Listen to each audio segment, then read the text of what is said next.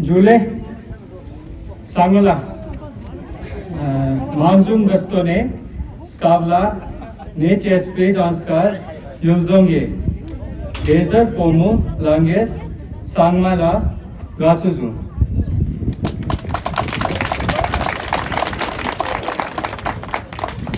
Respected dignitaries, esteemed guests present on this auspicious occasion, my fellow citizens of Janskar, ladies and gentlemen.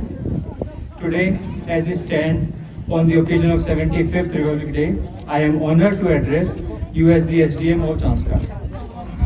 First of all, I congratulate you all and wish you a very happy Republic Day. This momentous occasion not only marks the resilience of our great nation, but also symbolizes the strength of our unity as a community here in Janskar. आप सभी को भारतीय गणतंत्र दिवस की हार्दिक शुभकामनाएं। आज हम सभी मिलकर इस महत्वपूर्ण और गौरवशाली दिन भारत के 75वें गणतंत्र दिवस का जश्न मना रहे हैं। 75 सालों का सफर हमारे देश की संवैधानिक स्वतंत्रता की उत्कृष्टता का संकेत है।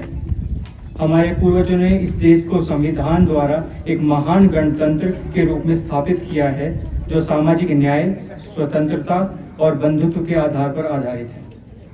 आज हमें यह याद करना होगा कि हमारा गणराज्य एक अद्वितीय राष्ट्र है, जहां विविधता और एकता का मेल है।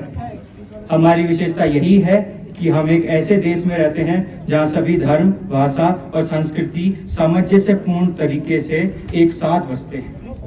इस गणतंत्र दिवस पर हमें अपने देश के शौर्य, साहस और समर्पण को समर्थन देना चाहिए। हमें यह समझना होगा कि हम आज़ादी को सिर्फ एक तारीख नहीं या अपनी संवैधानिक आज़ादी को एक तारीख नहीं, बल्कि एक जिम्मेदारी भी माने। सबसे पहले मैं जांसकार के बारे में स्टार्ट करूंगा कि आज से 1.5 महीना पहले मैंने यहाँ का SDM चार्ज लिया था और मैं दिल्ली से आता हूँ, तो मेरे लिए ये वेदर और ये सारा डेमोग्राफी, ये सारी ज्योग्राफी काफ़ी अलग थी, बट जांसकार ने मुझे काफ़ी प्यार दिया और मैं यहाँ आप लोगों के बीच काम करने के लिए तत्पर हूँ।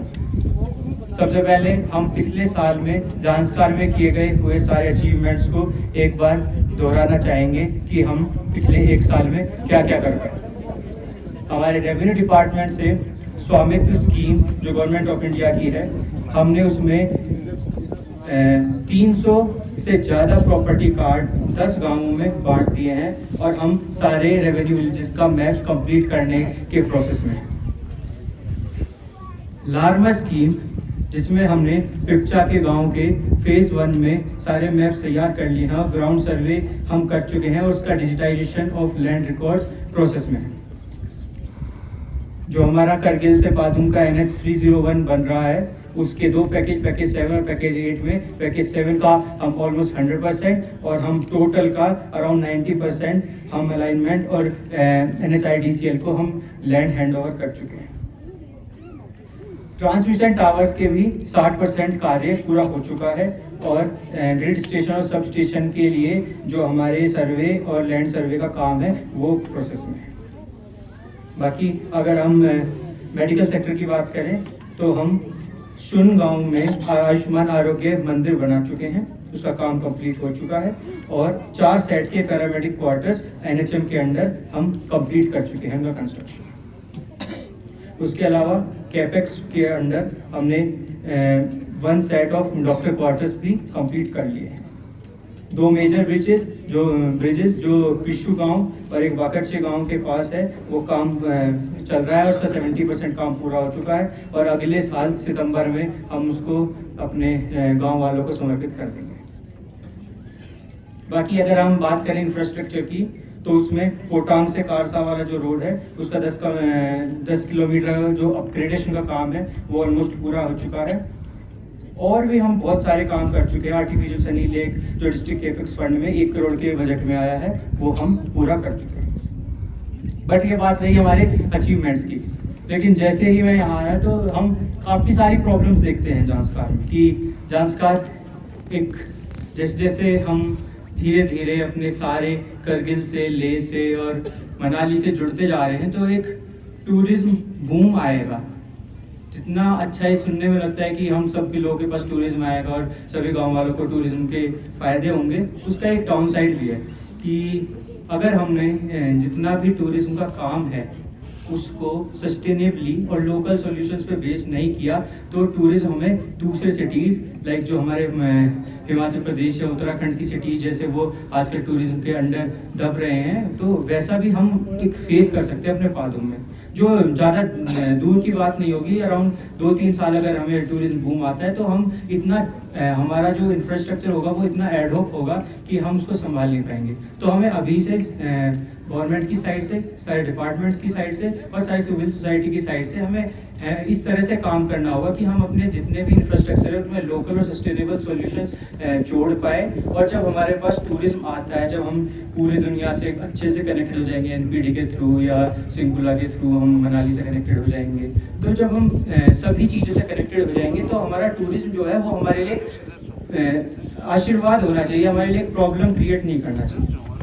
दूसरा, हम देखते हैं कि अभी हम टूरिज्म में बस एक जगह है कि पादों में एक सुंदर जगह है, अभी हमारे पास इतना ज़्यादा दिखाने के लिए हमने खुद के लिए कुछ बनाया नहीं। हमारे पास दुनिया का सबसे अच्छा सुंदर दिखने वाला ग्लेशियर द्रांगदुंग है, जिसको जो बहुत दुनिया के बहुत कम ऐसे ग्लेशियर्स में होगा जो आपको रोड से दिखता है। लेकिन हम क्या ग्लेशियर टूरिज्म के लिए कुछ कर पाए अभी तक? वो एडमिनिस्ट्रेशन के लिए सोचने वाली बात है और हमारे लिए भी कि भाई हम क्या कर रहे हैं। एडवेंचर रूट्स, हमारे इतने सारे ट्रैकिंग रूट्स होते हैं जिनको हम जैसे दूसरे, अगर आप देखें हिमाचल में पिन पार्वती पास है या कोई और पास है, वो उनको इस तरह से टूरिज्म के थ्रू बनाते हैं। हमारे जितने भी नेचुरल पासेस हैं, नेचुरल ट्रैकिंग रूट्स हैं, हम उनको टूरिज्म में एडवेंचर रूट्स की तरह नहीं दिखा पा रहे हैं। दूसरा, हमारे पास एक प्रॉब्लम आती है कि एनिमल ह्यूमन कॉन्फ्लिक्ट। हमारे करगिल में ब्राउन बेयर्स भी हैं, हमारे यहाँ स्नो लेपर्ड भी हैं।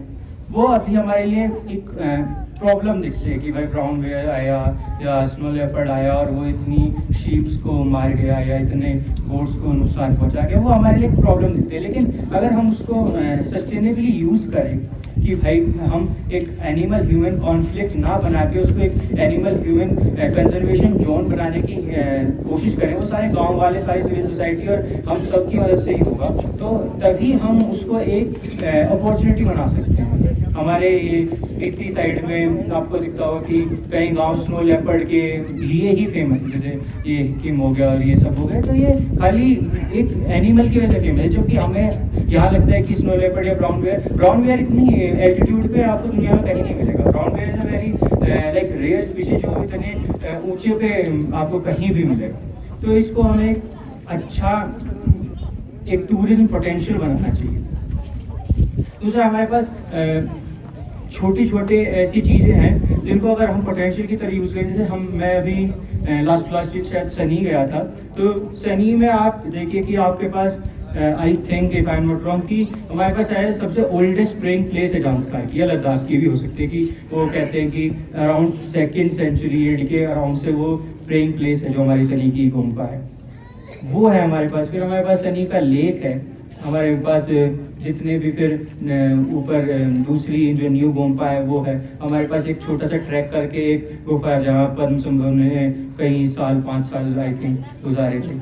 खाली हम सनी को ही इस तरह से डेवलप करें कि 2 दिन की आइटनरी तो हम सनी में ही बना सकते। तो ये हम सब गांव वालों को, हम सब सिविल सोसाइटी को और हम सारे एडमिनिस्ट्रेशन की तरफ से सोचना होगा कि भाई हम इसको छोटी छोटी जगहों को कैसे टूरिज्म पोटेंशियल में करें, क्योंकि टूरिज्म हमारे लिए सबसे बड़ी सौगात होगा जो हमें आने वाले 5, 10 साल, 20 साल तक भी हमारे लिए यूजफुल होगा। सबसे बड़ी प्रॉब्लम जो मैं आज अभी लास्ट 1 महीने में देखा है कि हमारे स्नो नहीं हो पा रही है। हमारे ये एक रेयर ही है कि नवंबर, दिसंबर, क्या जनवरी भी ऑलमोस्ट ओवर हो चुका है और हमारे पास अभी तक स्नो नहीं आई है। तो ये हमें नेक्स्ट जो आने वाला हमारा एग्रीकल्चर का सीजन होगा उसमें बहुत प्रॉब्लमेटिक होगा कि हमारे पास ग्लेशियर्स नहीं होंगे जो अच्छे से फॉर्म नहीं हुए होंगे, और जब हमारा एग्रीकल्चर का सीजन आएगा तो हमारे पास देने के लिए पानी नहीं होगा उनको। मैं सुनता हूँ, जैसे मैंने सभी लोगों से बातचीत करी, कि हमारा क्यूमिक जो गांव था वो आज से 20-30 साल पहले ऊपर हुआ करता था, लेकिन क्योंकि वहाँ जो पानी का सोर्स था वो ख़त्म हो गया तो हमें उसको रिहेबिलिटेट करना पड़ा नीचे की तरफ। ऐसे हमारे कई सारे गांव हैं जो अभी ही मतलब इस साल ही इस डेंजर वाले जोन में हैं कि जहां से हम ड्रॉट की वजह से उनको कहीं और रिहेबिलिटेट करना पड़ेगा। अगर क्लाइमेट चेंज को हम लोकली और सस्टेनेबल सॉल्यूशन से ही सॉल्व कर सकते हैं। अगर हम इन चीज़ों को इधर ऐसे ही नज़रअंदाज करते रहे तो बहुत जल्दी हमारे जितने भी सारे गांव हैं वो सब वाटर सोर्स के लिए परेशान होंगे और हमारे पास अच्छे से पानी होगा ही।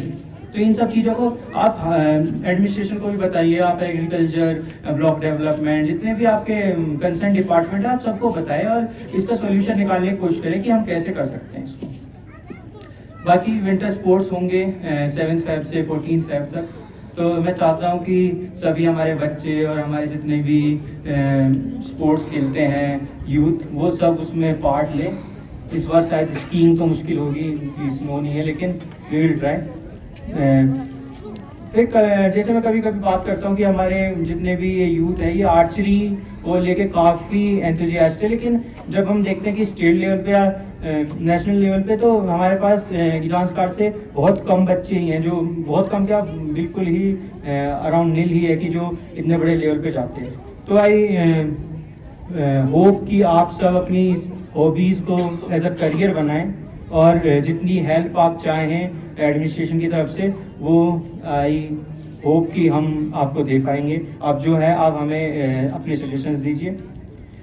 इंफ्रास्ट्रक्चर जब तक नहीं होगा स्पोर्ट्स में भी या किसी में भी, तब तक हम नहीं कर सकते। तो हम एज ए एडमिनिस्ट्रेशन हम कार्यबद्ध हैं कि आपको बेटर इंफ्रा दे पाएँ, आपकी जो नीड्स हैं स्पोर्ट्स के लिए किसी भी चीज़ के लिए वो हम पूरी कर पाएँ। ये year 2024 is a year of elections, general elections.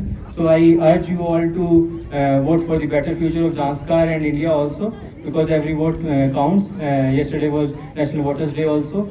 So I hope कि आप सब बड़ी संख्या में निकलकर इस बार हर एक गांव के लोग वोटिंग देंगे और अपना मत अधिकार का यूज़ करके अपने जांस्कार के लिए, लद्दाख के लिए और इंडिया के लिए अच्छा करेंगे। अभी मैं कंक्लूजन में यही कहूँ कि हम अपने जांस्कार की, लद्दाख की यात्रा में कुछ ही आगे चले हैं, बट अभी कार्य खत्म नहीं हुआ है और हमें अभी आने वाले वर्षों में और अधिक ऊर्जा और विशेषज्ञता से अपने रीजन को और भी महत्वपूर्ण क्षेत्रों में मजबूत करना होगा। हमें यह सुनिश्चित करना होगा कि हम सभी वर्ग, सभी धर्मों और सभी जातियों के लोगों को समानता और न्याय का अधिकार दें और कोई भी असमानता नहीं होनी चाहिए हमारे जांस्कार में किसी भी प्रकार की। तो इस वर्ष पर हम अपने जांस्कार के उज्जवल भविष्य की दिशा में अग्रणी कदम बढ़ाने का संकल्प रखते हैं। हमें यह सुनिश्चित करना होगा कि हम भारत को और जांस्कार को आत्मनिर्भर और उन्नत बनाए रखें, जिससे हम सभी को गर्व का एहसास हो। धन्यवाद। जय हिंद।